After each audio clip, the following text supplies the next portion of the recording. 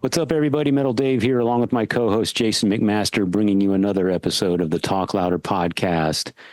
And today we are going to forego our typical format of bringing in a guest, and instead we are going to dedicate the entire episode to the memory of Paul Di'Anno. We lost Paul Di'Anno recently, the great Iron Maiden singer on the first two albums. He was 66 years old.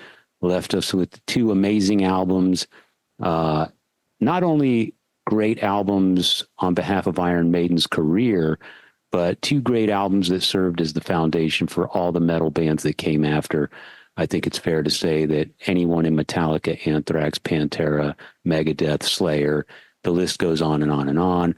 They would all point to those records as absolute classics, must-have influences, and again, it wasn't expected that he passed, but, you never like to hear the news of someone who meant so much to you and your music collection leaving this earth. So today we dedicate the entire episode to Paul Di'Anno. So terribly sad news recently in the world of heavy metal. We lost Paul Di'Anno, the former singer of Iron Maiden, passed away at age 66 recently, and I don't think it's possible to overstate the importance of those first two Iron Maiden albums, not only in the career of Iron Maiden, but in the world of heavy metal in general. I think those two albums served as the template for a lot of great bands that followed, and they still stand up great today, of course. And you ask any member of Metallica, Pantera, Slayer, Megadeth, Anthrax, go ahead and insert name of heavy metal band here, and they will all point to those first two Iron Maiden albums as being monumental, not just important, but monumental. So sad loss. Not surprising, though. Paul has battled some health issues in recent years. That's all well documented. I know he struggled a lot throughout his career with various demons and health issues, et cetera, but sad to see him go regardless. 66 is far too young. Well, so, yeah.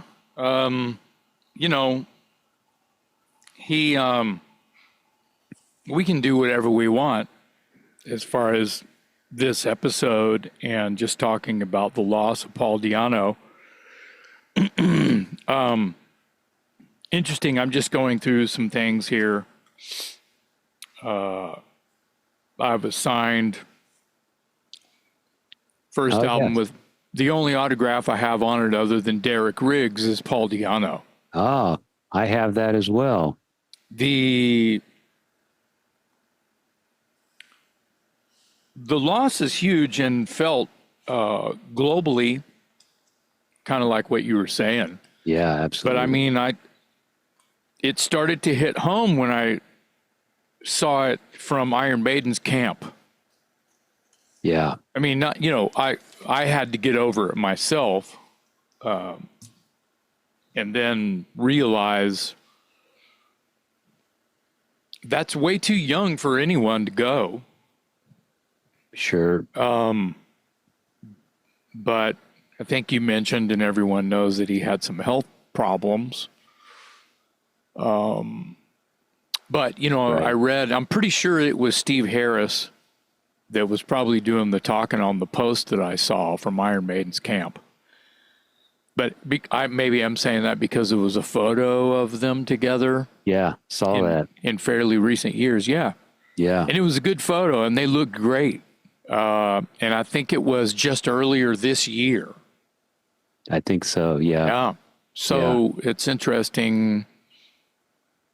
They crossed paths somewhere on tour, and that photo was taken. And I know that Steve and Iron Maiden had recently helped cover some of Paul's medical bills. Paul, of course, was confined to a wheelchair in recent years, and the Iron Maiden camp ponied up the money to help cover some of Paul's medical expenses. So I think things were tight or tense between the two camps for a number of years, but I think in recent years they've sort of come together and made amends. And I think that photo is proof of that. Yeah, the shit talking had stopped. Yes. And I'm not speaking ill of the dead, but I believe most of it was maybe coming from Paul's side. Don't quote me on that. I think that there was some anger in his book, Paul's book. Do you have Paul's book? Right there. And I'll tell you, is he getting into some nasties in that? Is he slinging shit in that this book? Man, I hate to start off on this, but no, I mean, I'm the one that brought up. I'll take the hit that he was an angry man at one point. Yeah, the book makes it very difficult to like him. I read the book because I'm a fan and I had to read it, and he is very forthcoming about his penchant for violence. And the name of the book is, just for people listening, it's called The Beast. Okay, right. That's what I thought. It was as simple as that. Yeah, which is kind of odd considering The Beast didn't really become associated with Maiden until Bruce and the Number of the Beast. But anyway, the book is called The Beast. If you haven't read it, it's a difficult read. I'll be honest with you. I read it because I'm a fan and I wanted to learn more about him. And what I learned is, and he freely writes about this. He has a very short fuse, was prone to violence, prone to drugs and alcohol, as we all know, was in and out of jail, even seemed to take a fair amount of pride in resorting to fisticuffs when needed or when he felt like it or whatever. I read a lot of books about bands and musicians, and a lot of them sort of glorify the misbehavior and that sort of thing. But a lot of them also, there's an element of humor. And I found Paul's book to be completely devoid of humor. It was a difficult read, and read it at your own risk, I suppose, because if you love the man, his adventures or misadventures rather, as they're spelled out in that book, might paint a different picture for you. It was our old dear friend who's since passed on a few years ago now, Ben McCullough, who is sadly missed, greatly missed, who told me about Paul's anger in his book, The Beast. And it might have been at a gig that you may or may not have been at Red Eyed Fly. Were you at that gig? Yeah, 2010. 2010, Icarus Witch, I want to say January 25th. I have the set list. I looked for it today before we started this episode, and I couldn't find it. It's in a scrapbook somewhere, and it's got the date on it, and it's a set list. It's not an Icarus Witch set list. It's the Paul Di'Anno set list, and I guess we can just go into the fact that he was touring with Icarus Witch, I believe an American band. Yeah. And they would play their set and then take a break, and Paul would get up and they would do Maiden, right? Right. And Battle Zone and all that stuff. Killers, etc. Yeah. Paul was in bad shape back then. He wasn't in a wheelchair.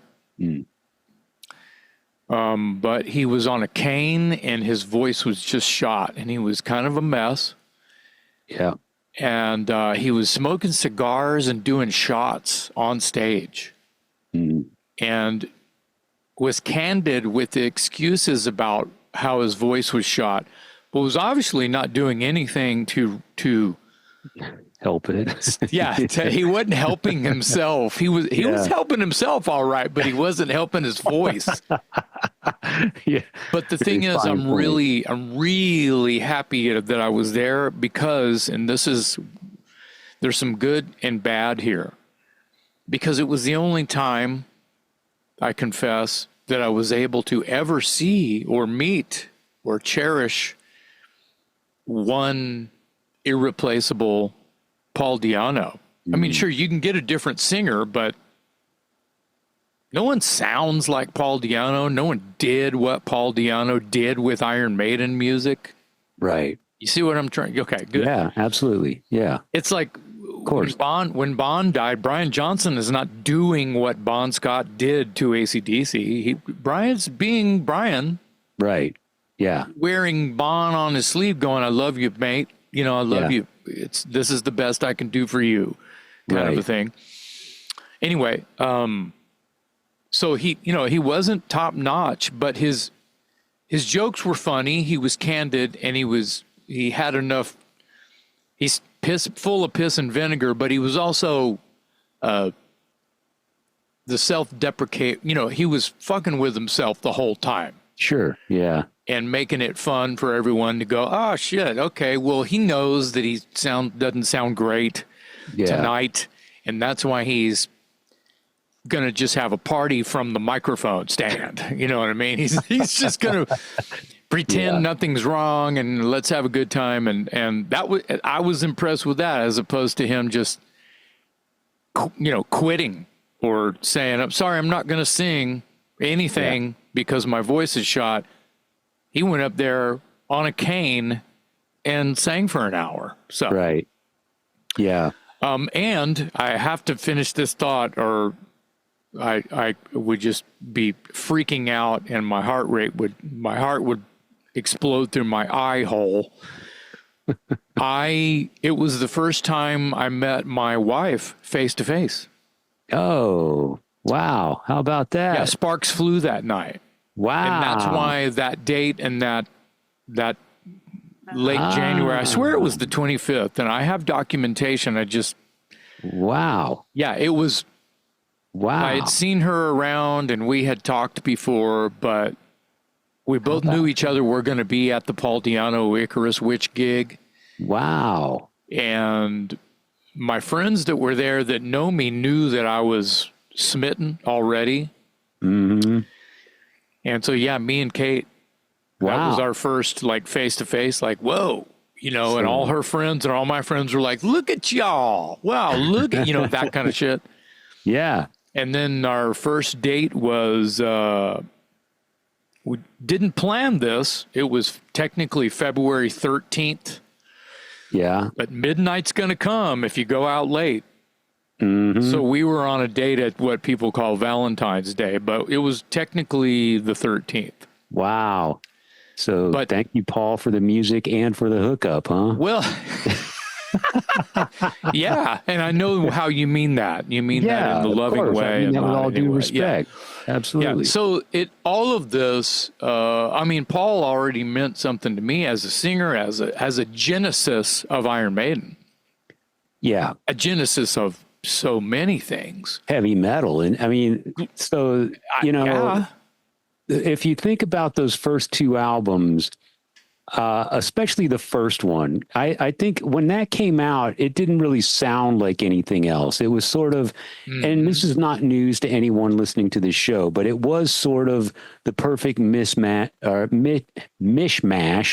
of, the punk influence and the metal. And, you got Steve Harris, who's all into UFO and Thin Lizzy and Jethro Tull. I was going to say prog rock. The Jethro Tull nails that. Yeah. Yeah. And then you got Paul Di'Anno, who, people talk a lot of times about his punk influence, and there's no denying that. But I think that when people think of punk, they think of, the Ramones and the Sex Pistols and the Clash and the Damned, and all of those bands were very important to Paul. But I tend to think that what Paul brought in terms of the punk element was a little deeper than those bands. I think he was kind of influenced by the more of the pub rock, working class hooligan punk bands like the Cockney Rejects, the UK Subs, Sham 69, stuff like that. And well, surely that's in his book. Yeah, and he seems like one of those characters, Mm-hmm. The Clash and the Sex Pistols, they had their ear to the ground as far as youth rebellion and politics and things like that.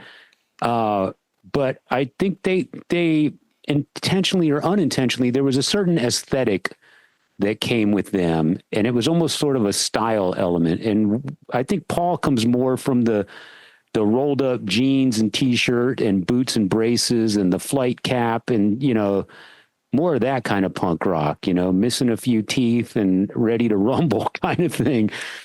And I think that's what he brought to Iron Maiden. And so when that first album came out in 1980, it really was unique in its sound. And who could pass it up at the record store with that album cover? Well, yeah, yeah. I think that the idea. That's why it's a genesis. I keep going back to the word because it really feels, when I say that word, there was nothing. I mean, there was, you either love it or you're running away from it. Yeah. The whole thing, the album cover, the sound of the band. I heard Prowler on the radio in Corpus Christi, Texas. Is that the first Iron Maiden song you remember hearing? Oh, it was the only Iron Maiden song that was even out. Okay. Because the record, I don't think you could buy the first album in the record store yet. Yeah, okay. And I was still in Corpus Christi. I was just about to move to Austin. And it would have been C101 was the station that played it. They were no 99.5 Kiss San Antonio, but they were of the same ilk. They were running for the same prize. Okay. I mean, they played Prowler, which was probably a 45. It was probably a single that the label was sending out. And I just happened to be listening to the radio.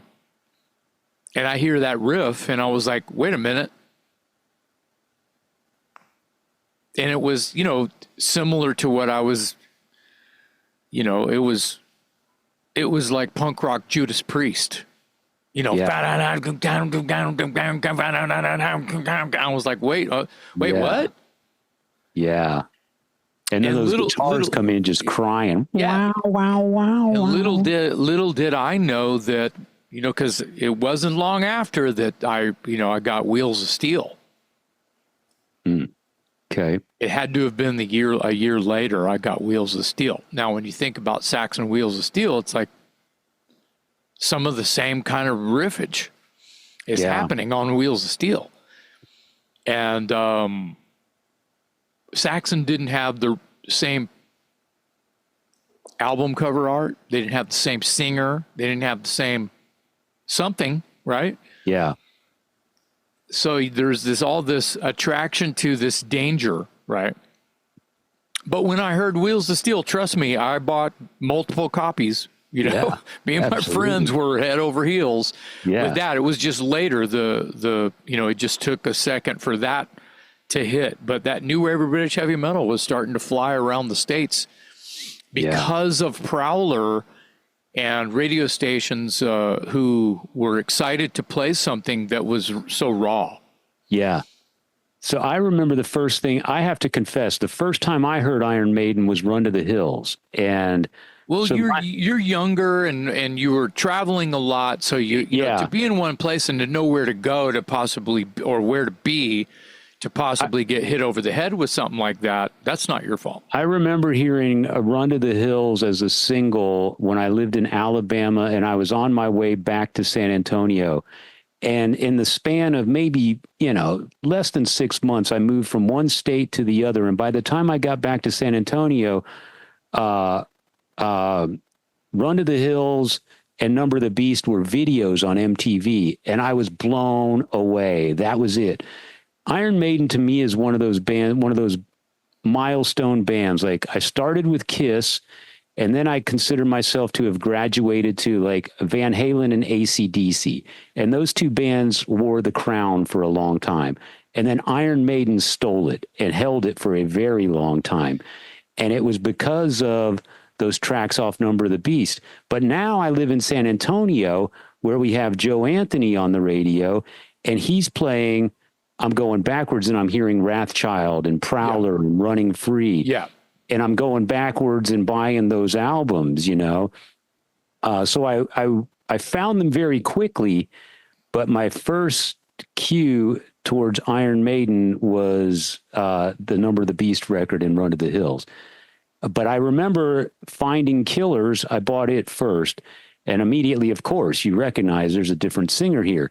But this guy's great, and the music was amazing, and I loved it. And of course, the album cover again is right there. It's awesome.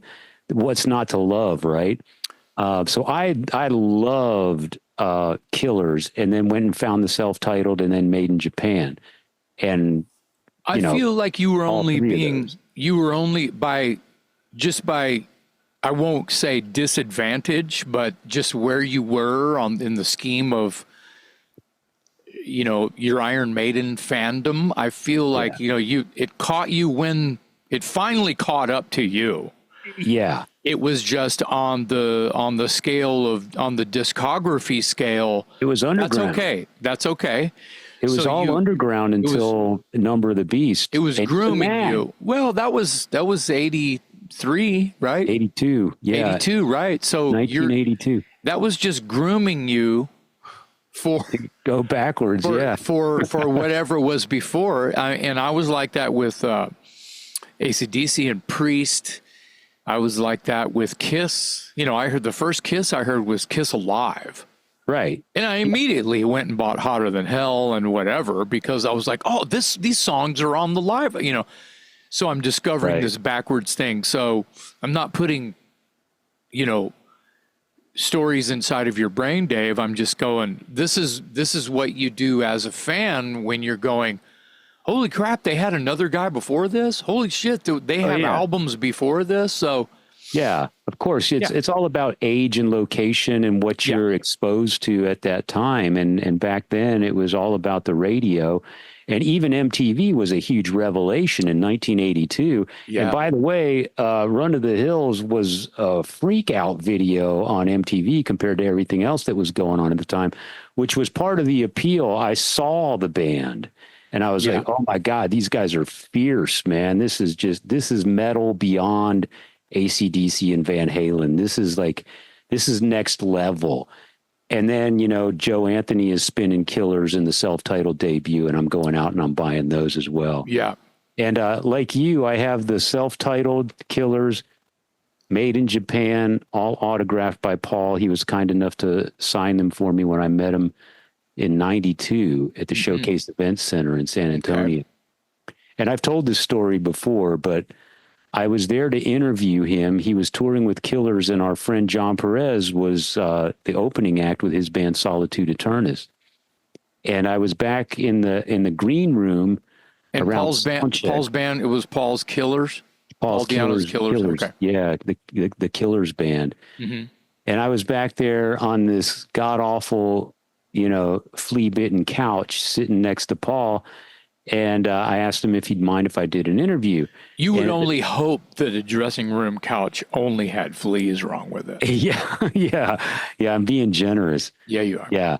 But it was, I asked him if I could do an interview. And at the time, I smoked cigarettes. So I had a pack of cigarettes. And he said, I'll keep talking as long as you keep giving me cigarettes. And I think he was sort of enamored by American cigarettes, or else he just didn't have his own and was happy to be bumming them or whatever. But I remember he thought Marlboros were pretty cool, and he did. He kept talking as long as I kept letting him smoke.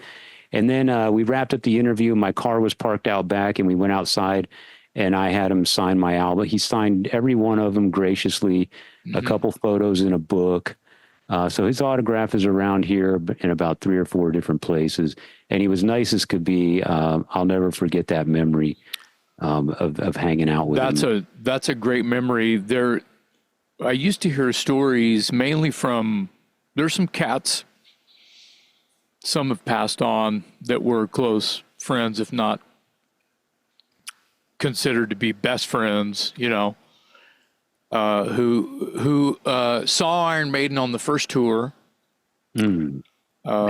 supporting, no, it probably would have been Killers, supporting Priest, I believe. Wow. Around Texas. Bobby Landgraf saw him at this place called the Villa Real, it's down on the border in, oh God, where is that down there? I saw him post something It's recently. it's on the border. He's from McAllen. Oh yeah. It's in McAllen. Okay. And I've played the very out. It's like a big airplane hangar, kind of a old convention center, that you see midtown or on the outskirts kind of thing. Yeah. And a big cement floor with a metal roof, Yeah. whatever. You've seen a million concerts in places like that. Airplane hangar. Yeah, totally. And anyway, some of my friends would sometimes there would be a bar nearby, that Paul would go to, and they would go with him and play pool. Yeah. And I heard multiple stories from the same crew that were all together, or it was different times that they went to Houston and they hung out with Paul Di'Anno because you like to smoke cigarettes, drink beer, and play pool. Yep. Which is so rock and roll, you can't get mad at. Shouldn't you be resting your voice? That's like a what? Fuck that. That was unheard of. Yeah. To someone who's young and crazy, doesn't give a shit. Right. But he kind of personified a lot of that, a lot of attitude. Oh yeah. And and I don't know when his health problems started, but I'm sure that hard living usually has something to do with it. Probably. We don't know that, Yeah. Yeah. But 66 is super young. Yeah. I don't think Paul had a whole lot to do with where the band was going image wise and album cover art, concept ideas and things like that. But let's talk about his work and his voice and his style and his lyrics. To your knowledge, what lyrics did he write? I really don't know, to be honest. Wow, okay. I mean, Steve is always given credit for almost everything on those first few albums. Yeah, that's what I think. But there's, they're great. Whoever wrote them, I'm looking at the back of the first record. Remember Tomorrow, he has a credit on. Running Free, he has a credit on. Sanctuary, it just says Iron Maiden. So he's got some, yeah. And if he's got a credit, then his credit is probably the lyrics, because I don't imagine him writing much music. I don't know that he. No, he's wasn't a guitar player much. Right. Yeah. Yeah. So you never saw Di'Anno with Iron Maiden? I did not. My first Iron Maiden experience was Number of the Beast. Yeah, mine was Peace of Mind, so I never got to see Paul. Yeah, I saw that as well. Yeah. But yeah, his stage presence, his image and everything was also, very unique for the times. He had what was considered short hair, and metal dudes didn't have short hair back then. Well, Rob Halford. Yeah, but he's the only one. Yeah, but hair didn't really, and even Halford had long hair at Graham one Bonnet. time. Yeah, Graham Bonnet. The guys in AC/DC were cutting their hair all the time. Yeah, they still had like mullets and stuff. I mean, but by and large, your average heavy metal front man did not have short hair. And when I say short, that's a relative term. Of course, he was still too scruffy to get into Bible school or whatever. But compared to Steve Harris and Dave Murray, that was a unique look for those times, fronting that kind of band. And I think he pulled it off because of his attitude. There's the attitude again. Yeah, and just back to fashionable hairstyles again, I feel like there was a lot of new wave of British heavy metal bands, if you will, because they were part of that. Oh yeah. Yeah. We can't leave that. Yeah, absolutely. We can't leave that out. Yeah. There were a lot of people that were t-shirt and jeans and no hair, short hair, beards, bald, bad genes, you could say. You know what I mean? So not to get on my high horse about it here, but Too late. The the idea of, God forbid you don't have any hair and you're in this rock band, you know, I don't give a shit if you have hair, long hair, no hair, whatever. It was interesting in that scene over there between 79 and 83. I'll just put some kind of a cap on it. There were European, I'll just go wider than Brits. There were some funny looking people in the bands. Yeah, but they were still the minority. I mean, by and large at that time, the stereotype was if you were a metal band, you had long hair. Yeah, but that's not why Paul Di'Anno. But that's not why Paul Di'Anno was special, and it's not why he was let go from Iron Maiden. No, but it did make him stand out. It did make him stand out. Well, and I think I'm just trying to play the card here, Dave, that there were a lot of people that kind of looked like him or worse, you know, as far as just like, you know, someone who walks in who doesn't, he didn't look like he smelled bad. Right. He still had a look. I mean, he still put time into his image. I mean, he, you know, all the gauntlets, the studded gauntlets, and I've seen pictures of him with the kind of flowy pirate blouse and let's talk about while we're on this about hair and clothes and shit. Where do you think Paul Di'Anno? We'll get to the other Maiden guys in a second. Where do you think anyone was getting leather studs, chiffon, pirate? Where were they getting that? Well, all the leather stuff was coming from the gay clothing stores and the biker clothing stores and the underground S&M clubs and stuff like that. Well, that's not, yeah, okay, but Judas Priest, Rob Halford was the answer I was looking for. Right, well, and Rob Halford got it from all the places I just described. In the shadow of Judas Priest, I feel like Iron Maiden came all guns blazing, no pun intended, with leather and studs because they saw Priest do it, or Paul needed something to make a statement when he came out that was a little rough. The leather jacket was a big deal to him. Yeah. But, you know, Priest, Saxon, Maiden, you know, Tigers of Pantang, Angel Witch, you know, Motorhead, they were all wearing that, you know, bullet belts and leather jacket and that. In 1980, there was definitely a look that I feel Judas Priest had introduced to them just a couple of short years prior. Yeah. And the frilly shirts and things, I mean, guys in Deep Purple were doing that. You know? Yeah. So did you ever hear of this Gog Magog supergroup that Paul was a part of? That sounds vaguely familiar. Yeah, it's like one of these forgotten footnotes, at least here in America. So I interviewed him in 2001. That was my second interview with Paul. And the whole interview is up on my Too Fast to Die website if you want to go check that out. Just do a search for Paul Di'Anno on toofasttodie.com. And we talked about Gog Magog. And it was basically... Spell that for me. It's Gogmagog. Wow. Okay. And it's I believe it's a Welsh word, and it describes a giant, sort of a mythological giant. It's kind of like here in Texas, you hear about the chupacabra. It's one of those legendary myth type things, legends, if you will. But so they had this super group called Gog Magog, and it was put together by this DJ.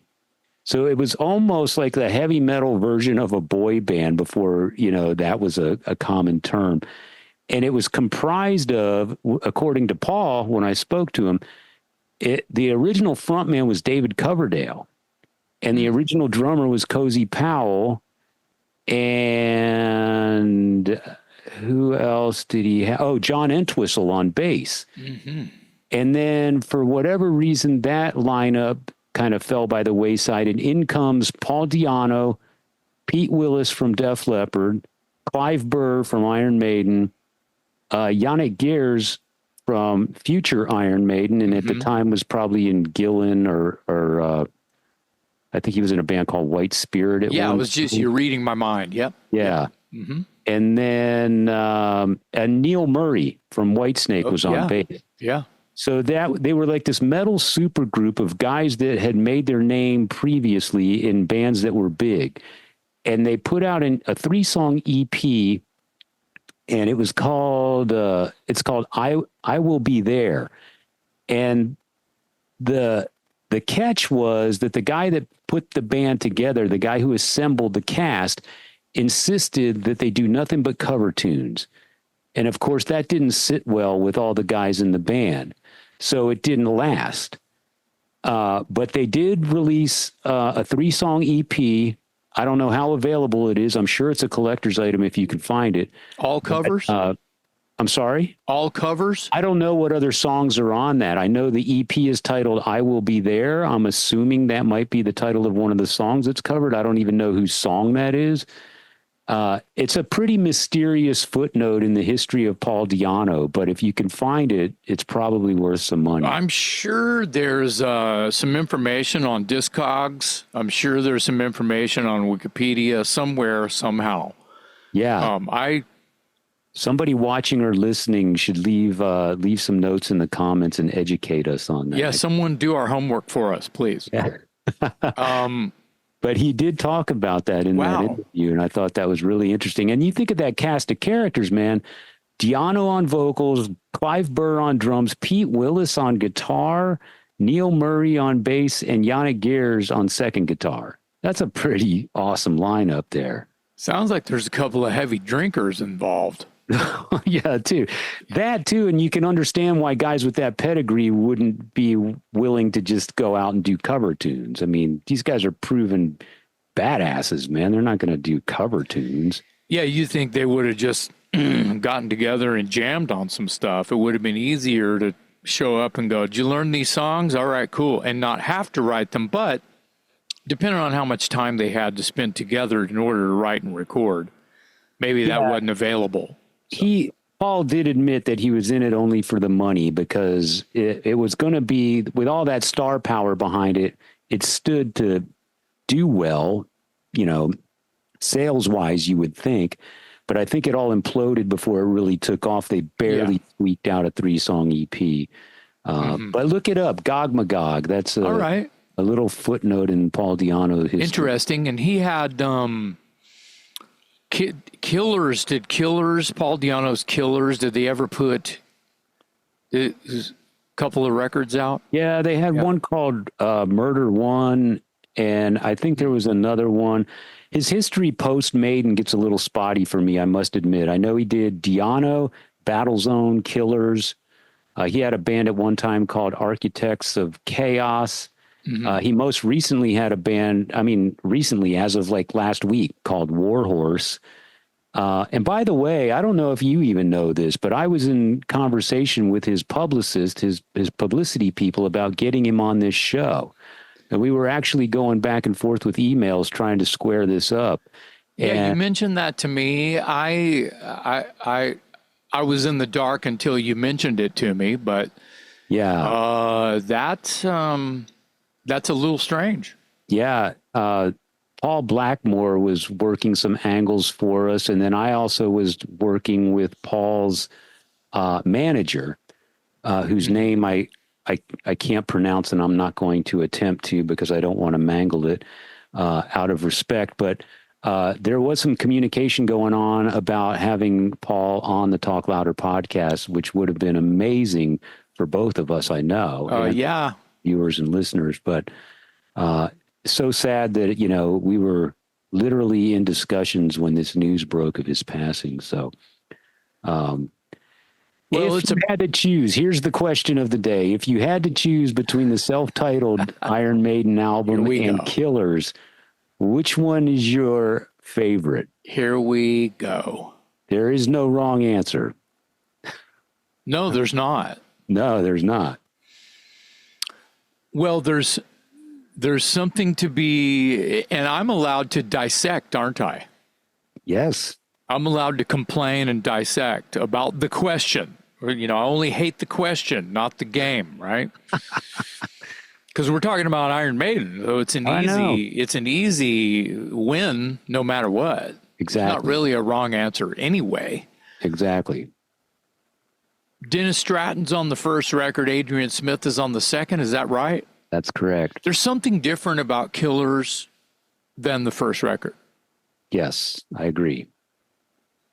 Not to throw a question back at you, but what do you, let's talk about the differences in the tones of those records. And I'm not talking about, well, yeah, anything and everything that would come to mind when I said the word, the tone of the record, the lyrics, the sound of the record, the way the songs, the sequence, the I know feel. Exactly what you're talking about. Yeah, because it all is ingrained in your brain if you're a long player listener. Yes. So in my opinion, as much as the punk rocker in me wants to point to the debut album, for me, I think my preference is Killers. And here's why. It's because I think, to answer your question, I think the debut album sounds like a great collection of songs. Yeah. And to me, Killers sounds like a sequential album, like the flow. It's got a flow to it. Yeah. And I also think Killers is a more metal album than the first album. I agree with that. Yeah. The first album also has, what is it? 2 ballads, which are wonderful, by the way, Strange World and Remember Tomorrow. Amazing, amazing songs. Yeah. They do kind of break up the flow. Not saying it's a bad thing, but then you get to Killers, and Killers has its slow moments too, but I think as a whole, I mean, it opens with Ides of March, which is one of the greatest intros ever. And it goes, slams into Wrathchild. Slams into Wrathchild, goes into Murders in the Rue Morgue. Yeah. I mean, dude, that's like, oh my God, one of the best Iron Maiden songs ever. And that's prog rock too, and that's a throwback to the first record. Yeah, so think about Murders the progressive. Murders would sound at home on the first record. Yeah, I agree 100%. But I favor and Killers to me has the sentimental edge simply because I bought it first and I absorbed it first. Now I quickly bought the self-titled debut like weeks afterwards. So I'm not saying it took me a year to finally find the debut album, but as a whole, and again, we're splitting hairs. These are 2 monumental, great, fantastic albums. I'd be happy with either one of them on a desert island, but I lean a little more towards Killers. Okay, well, I feel like Murders on Killers. Yeah, I'm basically just taking the debut and Killers and just slapping them together. You know what I mean? And just seeing what crumbles to the floor. Yeah. I feel like Murders and Charlotte the Harlot have a lot in common. Sonically, the songwriting. Okay. So back to what you said about Murders would have felt right at home on the first record, which makes Killers feel like a perfect continuum of the first record. It is that, I think. Yeah. Even though the question that I answered to your question was, the differences in tone, the lyrical, and then, production, whatever you want to say. Killers has a warmer tone. Killers is sound-wise has a warmer tone than the first record. The first record has a slightly brittle crisp to it, and somehow to my ears. Yes. And Killers has a warmer, like they got the band was the sound of the band, the recordings, were a little more tubby. They had some width to the audio. Killers was Martin Birch. That's why. So there you go. That's why, right there. So when you think about the beginning of their relationship with Martin Birch, I'm not going to say he saved the band. He helped make the band, right? Yeah. And I think, you were mentioning the lyrics. I think the first album is a little more of a hodgepodge, and it's a great hodgepodge. Don't get me wrong, but there's a mix in the first album of songs that are very street, like "Running Free" is a street sounding Sanctuary song. as well. Sanctuary as well, absolutely. And the lyrics, it's about rock and roll, shootouts in the street and running from the law. It's Charlotte the Harlot has that too. Yes, Charlotte the Harlot, exactly. Yeah. But then you move to Killers, and Murders in the Rue Morgue has that. But by and large, Killers is a more of a fantastical album as far as the lyrics are concerned. Yeah. And even Murders in the Rue Morgue, while it could be classified as a similar song to like Sanctuary, when you talk about lyrics, it's basically about murder. Yeah. But even Murders in the Rue Morgue on Killers is based on like French mythology. It's basically the French version of Jack the Ripper. Correct. So it has a historical, again, it's almost a fantastical, legendary kind of thing, whereas the songs that talk about those types of things on the debut album could be about Paul Di'Anno's Saturday Night. You know what I mean? And, yeah, of course. And I want to get in there, and this is just me nerding on all of this. That's spelled Nerding for everyone out there. Nerding. I think I just made up the word. We use it all the time here. Yeah, we do. Charlotte the Harlot is about street life as well, and innuendo, right? Right. The Murders in the Rue Morgue, Jack the Ripper thing fits with Charlotte the Harlot, and that character and that style even came back with 22 Acacia Avenue. Mm-hmm. Yeah.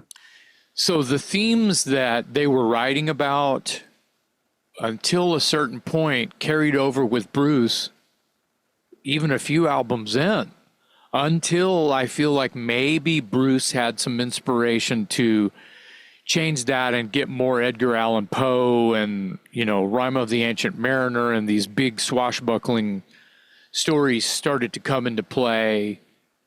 Even with Peace of Mind, that was already starting to. I love Quest for Fire, and things like that. Yeah, that he was Flight of Icarus was coming in around that time, and those are great fucking and those are Iron Maiden songs through and through. But I feel like that lyrical content is a Bruce thing and not necessarily a Steve thing. I don't know. I'm going to argue with you on that, because I feel like, if you go all the way back to the first album, you've got Phantom of the Opera, Transylvania, even the song Strange World, which I think is pure fiction, but I could be wrong. Maybe it's based on some sort of book that's underground that I never heard of. But those themes of mythology Transylvania, I'm sorry to interrupt. Transylvania and Phantom of the Opera are about these famous monster type lyrics. Well, Transylvania is an instrumental, so there's no lyrics. But you understand, but you understand they have to call it something. So the idea of something called Transylvania that sets a tone for even an instrumental, I see as what well you're as Phantom saying. of the Opera. There's this. If you're just reading the titles and. I see what you're saying. That's Steve Harris and his fascination with dark places like where Jack the Ripper would hang out. Right. So and I fucking love that. It's so metal and it's really before it gets before it turns Cannibal Corpse. You know what I mean? Before metal just went, well, fuck it, I'm just going to talk about guts hanging out people's belly and blood squirting everywhere. They were Maiden was, obviously influenced by Iron Maiden. Yes, absolutely. But the content was a little more clever. I don't know. Cannibal Corpse is kind of clever sometimes, but the point in a pure shock value sort of way. Yeah. But the point that I'm making is clear that this, I don't want to say comic book, but this something that would be out of a movie magazine or a novel is where I think Steve is coming from before Bruce. And then Bruce took it to another level and made it a little bit more historical and warlike and dramatic theater. He added a little bit more theater to it, I think. And I'm not dogging on Bruce. I love Bruce. Oh, yeah. And I'm glad that him and Paul hooked up recently to sort of hug it out. Yes. And everybody's from what the articles I've seen that mention and have released photographs of them hugging it out, it was more about them just having a chat because they never really had it in for each other. He slagged Bruce in the past, and I almost think it'd be maybe above Bruce. Maybe not. Maybe Bruce slagged him back. I don't know, but. Yeah. Where I'm trying to go is they seem to not give a shit about what had been said after they had a few ales 40 years later. Yeah, right. And so they're all good, and you forget or you just didn't know Samson used to open for Iron Maiden when Paul was in Iron Maiden. Right. So that's how Bruce got the gig. They've known each other for 50 years. Yeah. And that's how Bruce got the gig. In fact, they knew Bruce already. Right. Right. So Paul probably knew they were going to get Bruce the minute that he had fisticuffs with Iron Maiden. Possibly. I'm sure they're just going to call Bruce after what I pulled off tonight, Right. Again. Yeah, again, right. Well, which is what happened with, I'm not putting the two together, but it seems funny that there's this trajectory that happens sometimes. Ozzy, David Lee Roth. Yeah. Yeah, you see it? You see it too, right? It's it's a trail of breadcrumbs that lead to doom. Right. And then, or a solo career. Right. So, good or bad, What if you were pressed to pick one or the other, which one is your preference, the debut or Killers? I can't answer. I have to mix them both and listen to them both. I really do. Yeah. There is continuum between them and relation between them, even though Killers does have a different tone because of Martin Birch, because of Adrian Smith. Mm-hmm. Wasn't he in a band called Urchin? Is that right? Yes. Yeah. Mm-hmm. Look at this. I forgot to mention this one too. Here's another one. That signed for me. It's the one. It's an EP with the one with Eddie crouched over Margaret Thatcher after she pulls down the Iron Maiden poster. Yeah, Women in Uniform. Yeah. No, I've got that too, but it's not autographed. That's not Women in Uniform. What is that? This one has Sanctuary and Prowler along with Drifter and I've Got the Fire. And are there any live tracks, or they're just kind of oh good? Yeah, Drifter and I've Got the Fire. That's right. Live. That's right. And I've Got the Fire's a Montrose cover. Yeah, Montrose cover. Yeah. But he signed that as well. That one hasn't made it into a frame. Wait, what songs are on there? I've Got the Fire, Drifter, and Sanctuary. And Prowler. Prowler, right. Yeah. And then Women in Uniform is also a cover. It is a band called the Skyhooks. That's right. Yeah. I love it that they were, even with Bruce, they were not afraid, just like Saxon, just like Motorhead, just like Metallica. These guys are not afraid to, Priest, right? Not afraid one iota to push it to the limit of throwing a fun song from their childhood on there. Oh, yeah. Maiden continued to do I've Got the Fire even with Bruce. Yeah. I remember that. Yeah, and it was still smoking. Yeah. It's a great song. I had the kids at the school cover I've Got the Fire. That's a great song. In a Priest Maiden mashup show we did. Nice. The kids loved it. Yeah. So as a singer, I don't So you tell me, as a singer yourself. Hold that thought. Singer, you got a question? Singer, as a singer, I wanted to mention something about the ballads. Oh, please do. Yes. So I love Remember Tomorrow. Mm-hmm. Watchtower covered that just because, and Watchtower is not this known for covering. Well, we're going to cover a ballad. Well, it's a fucking Iron Maiden song, so eat shit, right? Yeah. Because Watchtower's not this soft band, right? Right. But when you think about Remember Tomorrow, there's like this thrash part in the middle of the fucking song. Yeah. Mm-hmm. So it's like, you know, you're listening to this soothing, trippy, you know,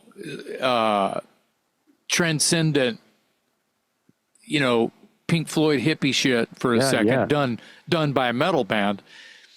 And then they do this thrash part in the middle with a ripping guitar solo, and then they break it back down and do a re-intro and da-da-da-da-da.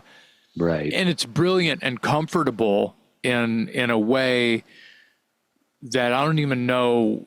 I mean, you know, the comparisons to Judas Priest are really all I had to go on when I discovered Iron Maiden magically. Mm-hmm. Thank you, C101 Radio in Corpus Christi, 19. Dude, I want to say it was 79, but it was probably 80. The album came out in 80, so unless they were playing Well, I think that they were pushing a 7-inch pre-available first record, single. not available. Yeah. And it was on the radio. I had not even seen Eddie yet. I didn't know what an Eddie would be and how that would change my brain, right? Yeah. So Strange World, I love Strange World. And that's on Killers, yeah? No, it's on the first one. It is on the first album. Yeah. I've got it right here. There's a line in Strange World that I love, and it's something about girls drink plasma wine. I thought that was awesome. Yes. Yeah, that's what I'm saying. That first album, it's got Remember Tomorrow. Well, that would be Blood. World. Oh, I never even put that together. I never even put that together. Wow. Come on, Dave. Hey, man. You're the smart one here. You're the wordsmith. I love that. Plasma wine. I never put that together. Yeah, that's Blood. Yeah. So the theme, I'm sticking by what I said a minute ago. The theme is important. Yeah. That Steve, I think, had originally created with Iron Maiden and Paul Di'Anno, like influencing Paul Di'Anno to feel that way when he sang those songs, and maybe even stretched his mind to pen a couple of the songs. He's in Remember Tomorrow. You know, I don't know how much of it there would be no way to know unless you read a bunch of books. How much of the verses or what lines are his in Remember Tomorrow, Sanctuary, and what was the other song he was credited on the debut? Running Free. Yeah, Running Free. Thank you. Yeah. And that one's a little probably personal, Running Free. Yeah. He's talking about going to jail and getting out from the law. Running from the law, which is very rock and roll. It's very Paul Di'Anno. I just wanted to bring up that Iron Maiden. I'm glad you did, because a ballad with a thrash part in the middle before we knew what thrash was. Point. It's my point. Yes, those first two albums have some great ballads on them. The other one, Prodigal Son on Killers, is amazing as well. So, what do you think about? Let's talk about your singer thing, because I have some anecdotes that, I really compare. I wasn't mad about it, but here, I'll let you start. No, my question to you as a singer is, what do you feel, if anything, you might owe to Paul Di'Anno? Because when I listen to you sing, you're obviously more influenced by Janis Joplin and Bon Scott, and I can hear some Steven Tyler and those types of singers. I don't hear a lot like Paul Di'Anno. I always described his voice as gruff. Gruff is the word I've always used to describe his vocal. And I don't hear a lot of that in your singing, but you tell me, you're the singer. Is there anything from Paul that you borrow vocally? I never I never thought about it because yes, I wear all of those guys, whether they be guys and girls, the grocery list that you drew out for me is spot on. All of those guys are on my sleeve when I sing. Yeah. Where I was going to go a second ago about Paul was there is a poor man's Rob in Paul. Mm. And I'm not dogging Paul at all because I wouldn't even be sitting right here. Yeah. You know what I mean? The things that I've said would be a false. The things about Paul that I'm rooting for would be a completely false if I didn't say the guy helped shape me for what was to come in my early years as a metalhead and a singer. Because when Iron Maiden, I hadn't always been a singer, Dave, and I think you know this. Yeah. In 1980, I was not a singer. Right. So, 2 years later, I was the singer. But the point, and to your question and to the topic here, I say a poor man's Rob only by way of the high notes, the long held out drama, the theater that Rob brought to that wasn't just because Rob heard Robert Plant, but it was, and Ian Gillan, because it was. Yeah. When you think about all that, Paul Highway Star and Space Truckin'. I mean, the vocals when Gillan's up there singing in the clouds. Yeah. That's fucking metal as shit. Yeah, before people even called it metal, really. Right. It was just hard rock then. Yeah. And it was just this man singing up there. Well, like Janis Joplin and Steven Tyler were already doing that. Yeah. Right. And Steven Tyler just wanted to be Janis Joplin. Right. Even to the clothes and the glasses. He was dressing like her and trying to sing like her the whole time, and no one ever put it together. So, so that's a whole other podcast. But so you got Rob and Paul, and you got Janis, and I feel weird saying Tyler is a poor man's Janis. It hurts my brain to say that, but you see I know what you mean. Yeah, they correlate somehow, some weird way in my head. So, Rob got it from somewhere, and I think we've established where the places that he more or less got that, singing in the stratosphere. Yeah. If he was listening to any Frankie Valli or old blues or old 50s sock hop shit, there was all this, which is just King Diamond anyway. Yeah. So there's a whole other correlation I won't go into. Right.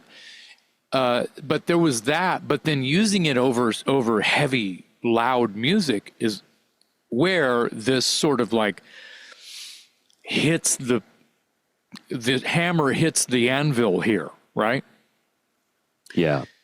Paul Di'Anno didn't really have the choir boy background that Halford and maybe even Bruce may have had. Yes. So he's coming from the streets like a Bon Scott, even though Bon Scott was an excellent singer. And a lot of people don't even realize how fucking good Bon Scott of a singer. And I mean like toodaloo, like a singer who could croon and create these, harmonies and this like a choir type of a singer.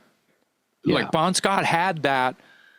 He was in these big hippie type traveling bands, and they would sing harmonies and backups and play flutes and bang on bongos and shit. You know what I mean? And it was the 60s and 70s. So back to Paul, I think Bon Scott, I like to think of Paul Di'Anno as a Bon Scott, kind of street rough and tumble, but even Bon has this maybe he didn't take voice lessons like Paul didn't take any voice lessons, but the point is the same, that street thing is where Paul comes in, and it goes back to what you were saying about the punk and the Bowery boy and the boots and the hats and the chain smoking and stealing ales and just street vamp shit. So, I said that I always describe Paul as having a gruff voice, and that is 95% of his voice. But I'd be remiss if I didn't give him some credit. He does hit some high notes on those first couple of records, those first Iron Maiden records. Yeah. Here and there. It's not his go-to, but he could use it as an accent when he wanted to. It was there. By memory, real quick, do you feel like that a little bit of that sort of took a back seat on the Killers album? I think it did. There's a few little whips and barks and things that are like, get up there, but they're not. Yeah. Like Remember Tomorrow or where, because he didn't do it enough already for it to hold water that he's a poor man's Rob. Yeah, I don't know that I could differentiate between a noticeable difference anyway between the two. I feel if true, maybe some of it is maybe he was already losing it, and some of it might go back to Martin Birch warming up the tones or whatever. I don't know. I think his voice really shines on the ballads, and there's more ballads on the first record than the second, so maybe that's something to do with it. I don't know. I just know that he probably doesn't get credit for being able to hit the high notes now and then as he should, because 98% of his vocal delivery was very gruff and rough. Well, when he does hold notes out, most of them are not high and in the stratosphere like people like to. Right. Like no, he uses it as a spike. It'll like get in and get out. He doesn't sustain it. Yeah. Yeah. He's using it as punctuation and not so much turning it into part of the landscape of the tune like Halford did. Yeah. But my knee-jerk reaction was the whole, and I hate myself for saying it again, a poor man's Rob, and I'm never gonna live that one, get over that, maybe because it was the fashion, which we already spoke about. Yeah. I don't know. But I feel like it being influenced by Paul Di'Anno, maybe by way of that, you keep saying it gruff. So when he sang low, it was not really gruff. When he went up into his mid-range, it started to break up a little bit and sound kind of, I'm sorry, Paul, bless your heart, strained. Yeah, Lemmy. Yeah. Which is what I love about Paul Di'Anno's voice. Yeah, absolutely. Yeah. When he would do those real stabby, high, built-up parts in the pre-choruses and those, like in Phantom of the Opera, clean, no. Yeah. He cleans it up, but the dramatic parts, it's gruffing up to where it sounds strained. He could do that on command. Now, sometimes it was at the top of his range for his what most people call a chest voice. So if it's at the top of your range before what I call and what most people call the break in your voice, before it would crack like puberty, right? Your voice is changing. It's growing pains. That's all it is. To learn how to sing above the break would be to control where your break would be, if that makes any sense. So where he was, it would break up and be gruff and scratchy there and sound like it was technically in danger of cracking. His voice would crack, right? Yeah. Well, he never cracked. He would just let it ride there. And, Sammy Hagar has the same kind of a voice. Think about Sammy Hagar when he's real gruff, and Sammy Hagar can sing really high in his chest voice. But when he's up in there, it sounds gritty as fuck. Yeah. Yeah. So Di'Anno had that. Di'Anno had that by I don't know, by default, only by way of probably not much training, but he was in key and he was dramatic and he made those songs transcendent. Yes. And I think he got by a lot on attitude, and I love guys like that. Full on. Thank you. That's a much better way to say it. But even in the studio, in the recordings, it wasn't just attitude by way of hanging out with Paul Di'Anno or seeing him on stage, and then the songs come in. It was the songs too that I feel like were a part of the attitude.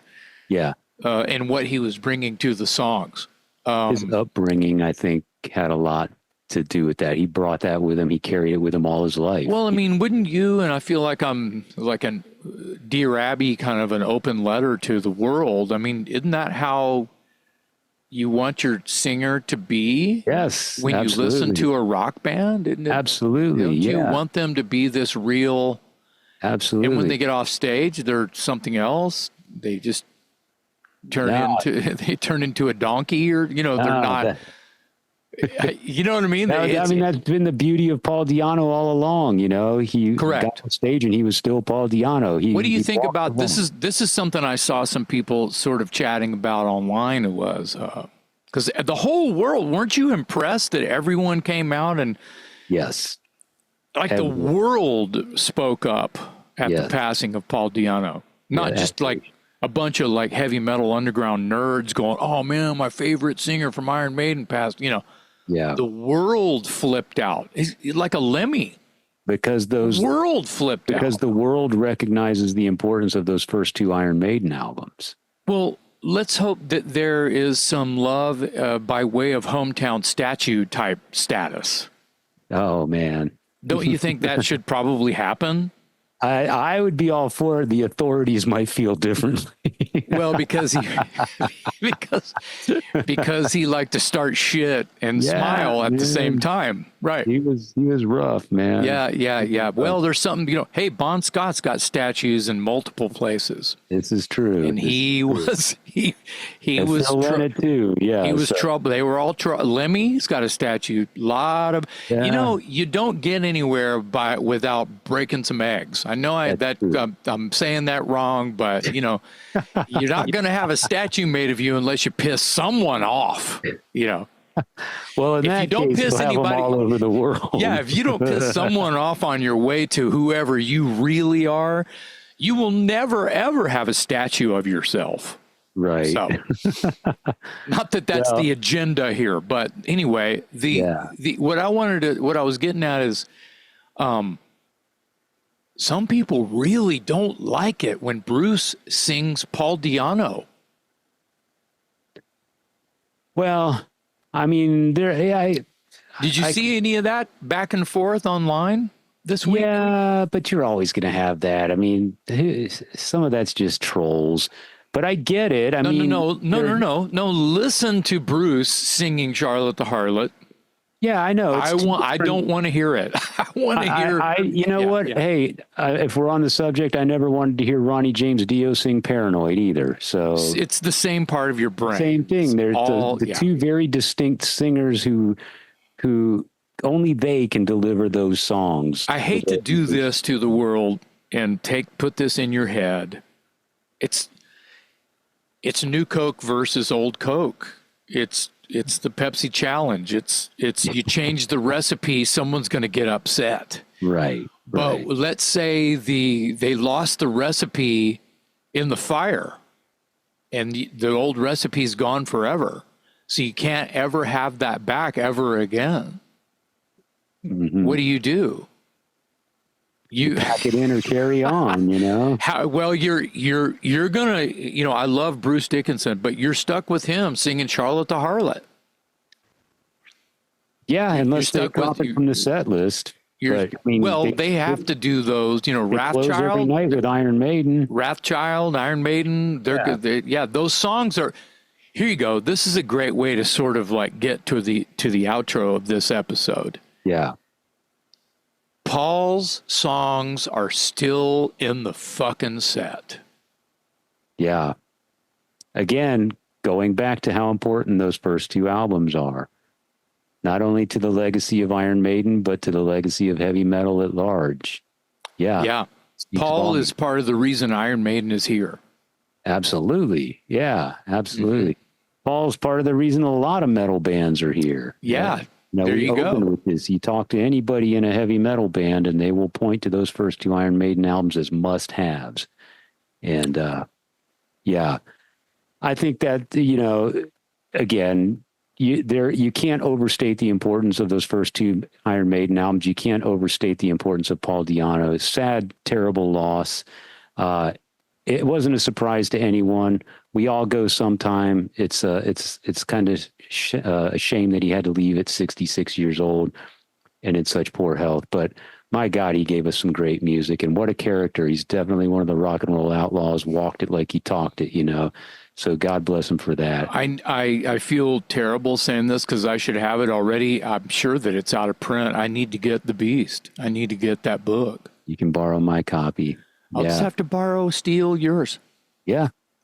You know where I live. Well, if you're done reading it. Oh yeah, I've finished it years ago. I just hang on to all. I'm sure. Well, it takes me years to read a book. So. Right. Well, next time I see you, I'll let you borrow it. Fantastic. Yeah. And on that, I'm Metal Dave, along with my co-host Jason McMaster, saying thank you, Paul Di'Anno, for all you've done for Iron Maiden, for all you've done for heavy metal. You gave us two amazing Iron Maiden albums that we will all be listening to till the end of our days.